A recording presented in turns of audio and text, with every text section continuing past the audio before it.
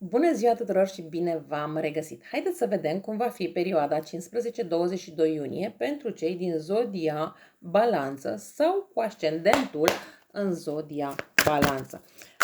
Facem și o etalare generală, facem și în planul carierei, da? Al finanțelor, al iubirii, al sănătății, să vedem fiecare plan cum va fi în această perioadă.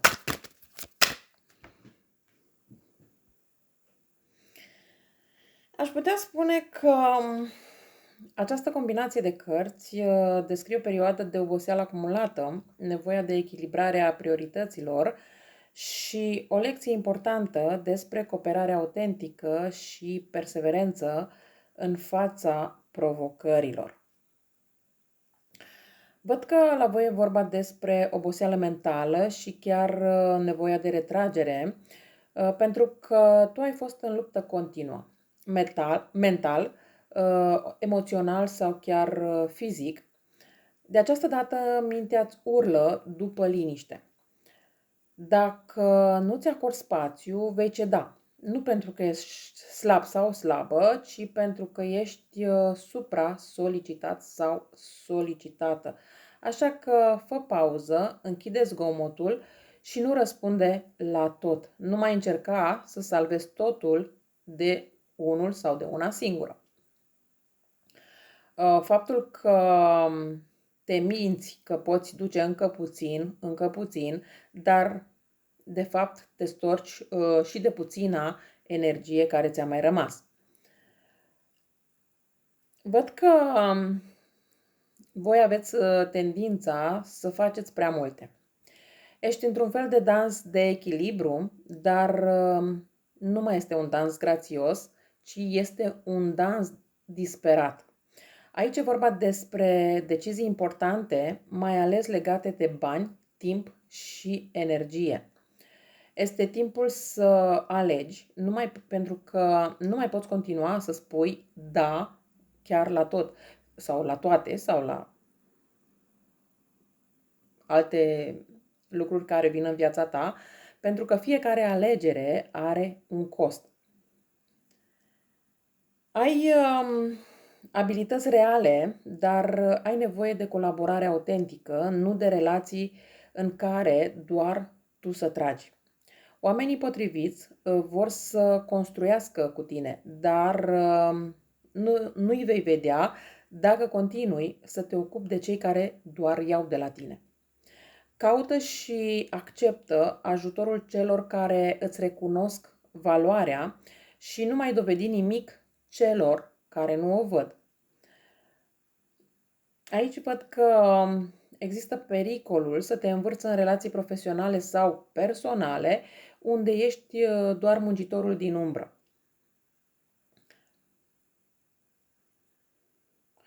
Aici pentru voi aș putea să spun că este o perioadă de resetare strategică, iar această etalare îți spune clar că nu mai poți merge așa fără să plătești.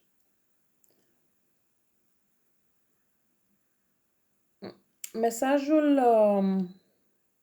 general pentru voi este că nu mai este loc de amânare, fie te refaci și îți clarifici prioritățile, fie rămâi prins sau prinsă într-un ciclu de epuizare emoțională și decizii confuze. Aș putea să spun că aceasta este o săptămână de decizie și de recalibrare. Trebuie să-ți asumi pentru că nu poți duce totul de unul sau de una singură, nu poți mulțumi pe toată lumea, iar compromisurile fără sens te storc de energie.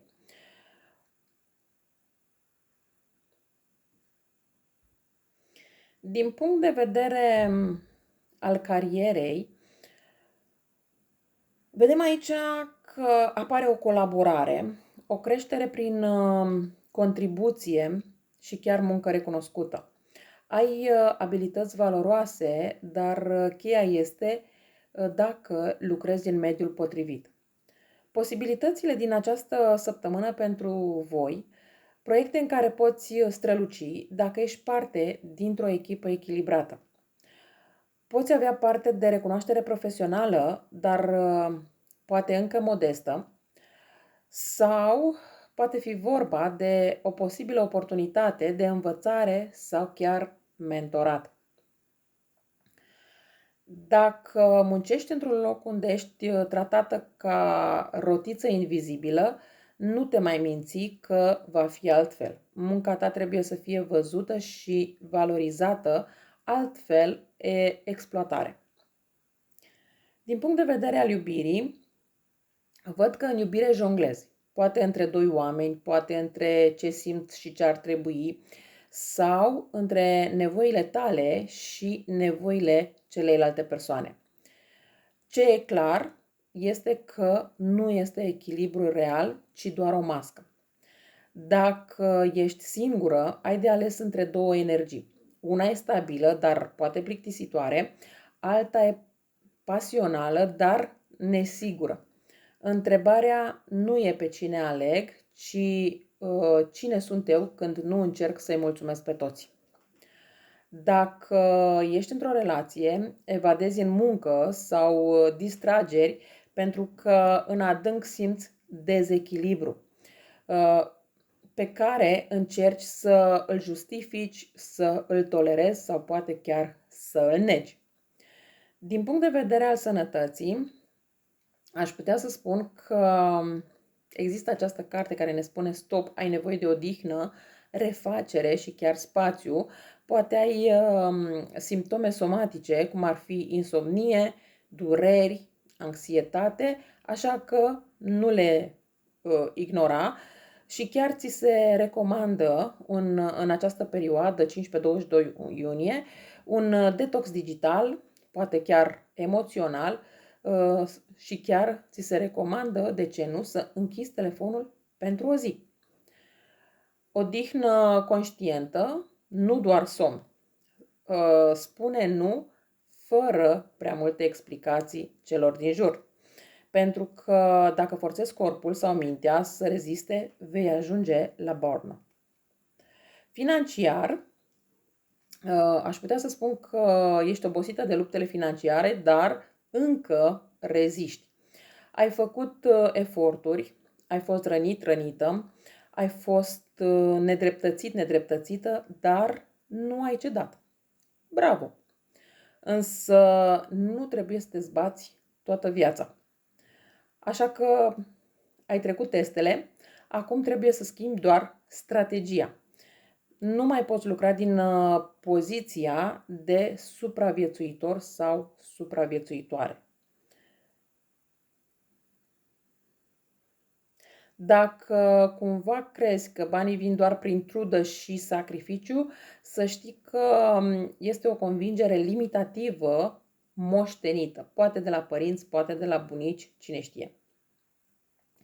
Ca și o concluzie pentru voi, pentru această săptămână 15-22 iunie, în carieră valorifică-ți abilitățile într-un mediu care te susține.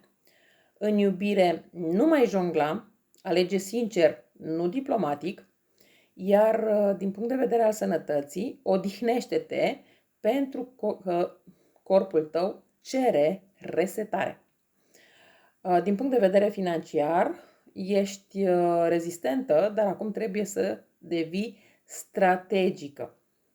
Și ca și o afirmație pentru această săptămână pentru voi, este bine să vă uitați în oglindă și să spuneți următoarea afirmație. Îmi retrag energia din tot ce mă stoarce și o investesc în ceea ce mă onorează. Așa că astea au fost informațiile pentru voi pentru săptămâna 15-22 iunie. Eu vă mulțumesc și vă doresc o săptămână minunată. La revedere!